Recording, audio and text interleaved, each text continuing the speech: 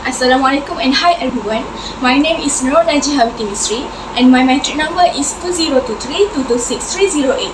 I am very honored to have my respective lecturer, Madam Nur Azura Witi Dahalan, as my audience. For this presentation, I will be discussing my article critique titled Resolving Conflict in the Workplace and Why Common Sense Isn't Enough. This article highlights the importance of structured conflict resolution and explain why relying on instinct or common sense is not sufficient in modern workplace. To begin, I will summarize the article.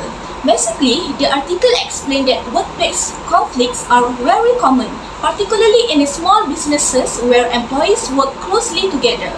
Issues often arise due to poor communication or feelings of unfair treatment. To manage conflict effectively, managers must be trained to listen actively, communicate clearly, and handle difficult conversation. The article emphasized that effective conflict resolution requires two key elements, which is ensuring employees feel heard and ensuring that outcomes are fair. While some conflicts can be resolved quickly, others may take longer, but structured discussion generally lead to faster and better solutions. Additionally, conflicts sometimes reveal deeper organizational issues that need to be addressed. The main message is that conflict resolution is a professional skill that requires proper training, and in some cases, organizations should consider using trained mediators. In the critical analysis part, I want to highlight 2 points that I agree in the article. The first point is training significantly improves a manager's ability and confidence to handle conflicts. Without proper training, managers tend to rely on gut instinct, which often leads to inconsistent decision, favoritism, and unnecessary escalation.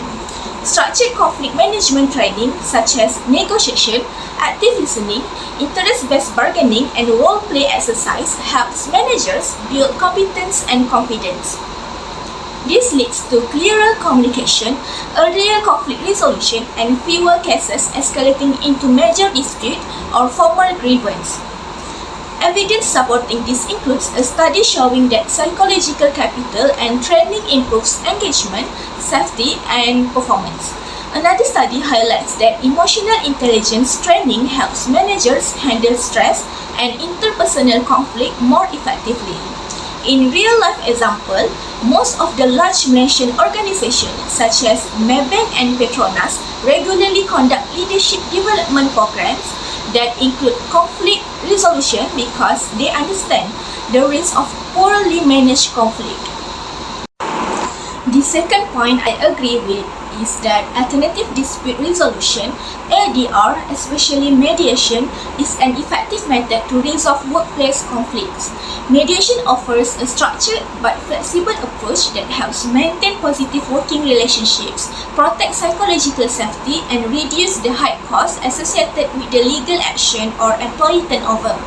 Clear ADR processes, whether handled internally by trained staff or externally by professional mediators, show that organization takes conflict seriously and is committed to fair outcomes.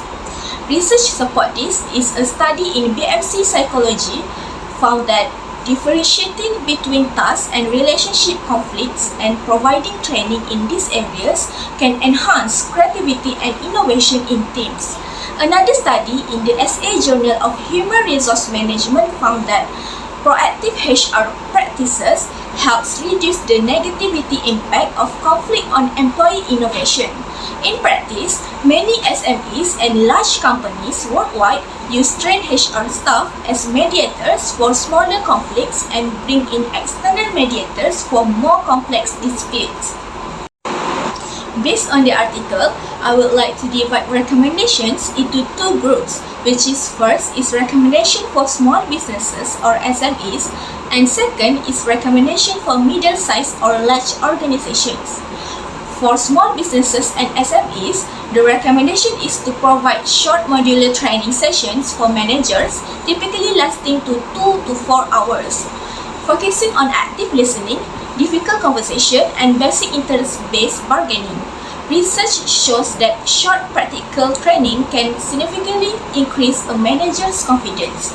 Another recommendation is to train 1 or 2 senior staff members as internal first responder mediators to handle low to medium conflicts, while more serious disputes can be referred to external mediators.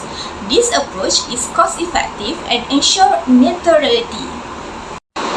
Next, for middle-sized and large organizations, the recommendation is to investing in leadership development programs that prepare technical experts to become effective people managers, as studies show that leadership training reduces conflict escalation. Additionally, when conflicts highlight deeper organizational problems such as unclear rules, high workloads, or policy gaps, companies should conduct a root causes analysis and implement systematic changes. These changes should then be evaluated through indicators such as employee engagement and turnover.